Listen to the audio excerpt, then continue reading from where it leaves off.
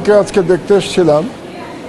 আসলে আমার একটি পারিবারিক প্রয়োজনে দেশের বাইরে ছিলাম। আমি গতকালই দেশে ফিরেছি, 2 সপ্তাহ আমি বাইরে ছিলাম।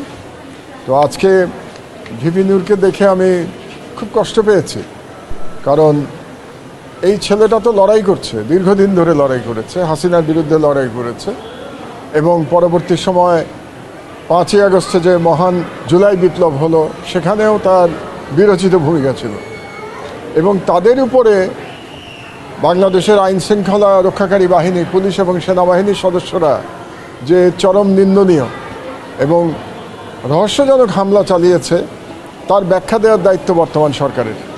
এই আক্রমণের দায়িত্ব সরকার এড়াতে পারে না, কারণ এই সরকারের নির্দেশেই এই হামলা হয়েছে, নিশ্চয়ই কোনো না কোনো নির্দেশে।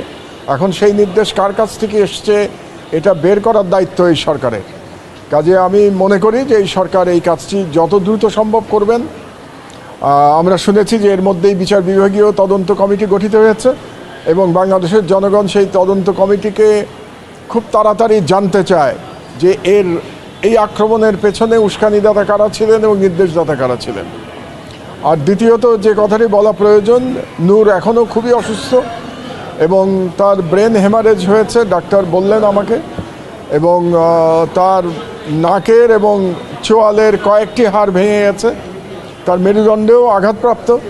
কাজে আমি মনে করি যত দ্রুত সম্ভব তার বিদেশে চিকিৎসা হওয়া দরকার এবং সেই চিকিৎসার দায়িত্ব সরকারের।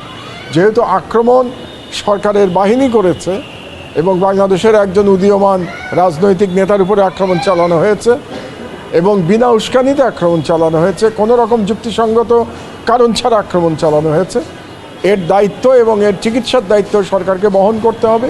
কাজেই অত্যন্ত দ্রুত সরকার এই বিষয়ে অ্যাকশন নেবে বলে আমি আশা করি। আমি শুনতে পেলাম যে প্রধান উপদেষ্টা ডক্টর ইউনূস তিনি বলেছেন যে নূরকে বিদেশে পাঠানো হবে।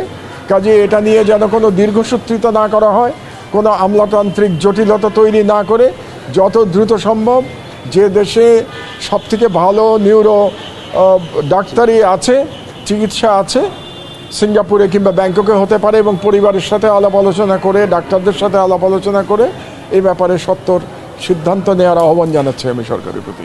ধন্যবাদ।